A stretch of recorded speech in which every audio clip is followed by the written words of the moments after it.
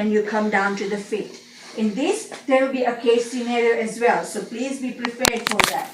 There are several things you need to do with a postpartum mother when it comes to legs. The first thing you need to do is capillary refill.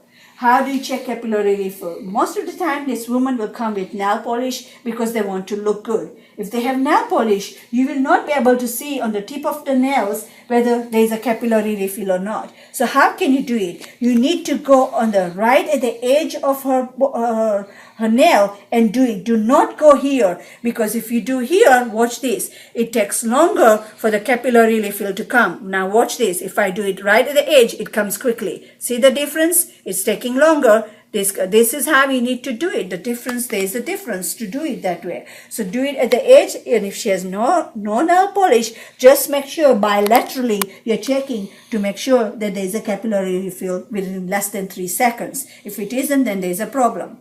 Once you don't feel the capillary refill, go ahead and check the pedal pulse. How do you check the pedal pulse? Go downward like this. Look where I'm going and look where my hand is. Again, do not put your hand like this. Put your fingers like this firmly, and you will find the pedal pulse.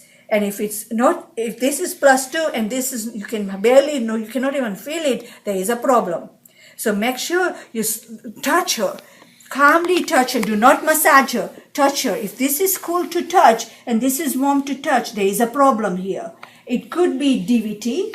It could be phlebitis, it could be varicositis, it could be anything, but it is best to make sure that you don't do anything before you rule out what it is. You are going to tell me what orders will you give if you suspect that there is something going on here and it's cold to touch. You can barely do the capillary refill, no pulse and stuff. If that's the case, you do not do a Homan's sign on this person. You do not do a Homan sign if there is something that's cool to touch. You cannot feel her pulse and pedal pulse. And by the way, you need to check her Achilles pulse, which is right by the bones here. This is where Achilles pulse is. And if you don't feel it, you need to climb up and underneath the knees.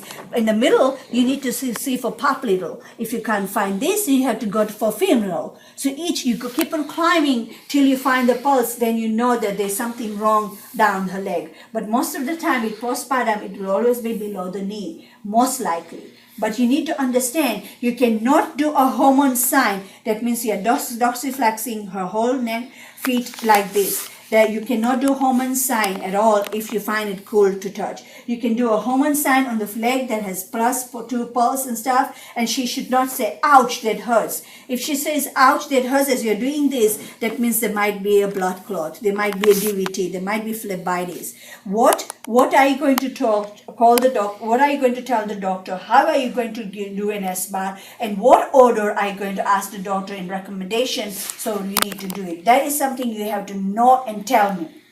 So that's clonus. That is a Homan sign. If everything is okay, you do like this, and that's your Homan sign. In your book, it tells you can also do it like this. Bend the knee and do it this way. You can do it either way. That's still a Homan sign. Now, another thing that you need to check, so you check her capillary refill, pedal pulse, Homan sign, and then there's a thing called clonus, C-L-O-N-U-S. You need to look for clonus. That's a reflex. You're going to tell me before you get tested out. You're going to tell me, what does +10 clonus mean? Please, this is your critical thinking, and you're going to tell me what does +10 clonus mean. How do you check for clonus? Let me show it to you, and I want you to understand how you do it.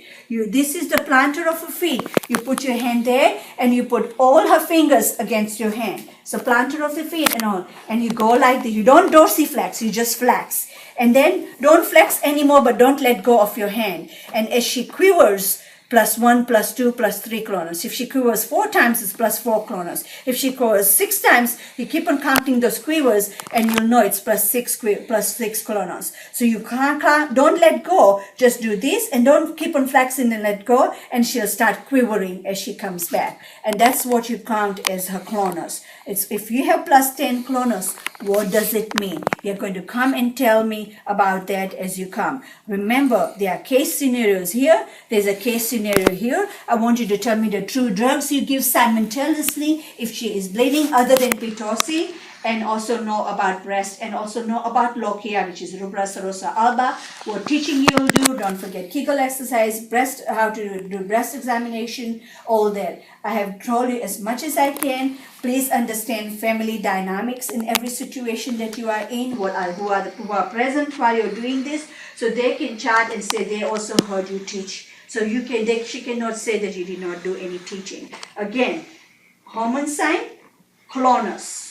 Hormones, clonus. You do not do either of those if you feel that there's no capillary fill, there's no pedal pulse, and it's cool to touch. You do not do neither clonus nor do you do hormone sign. Because if you do this or even massage, you can dislodge there and it'll go straight into her heart and it'll become PE, pulmonary embolism.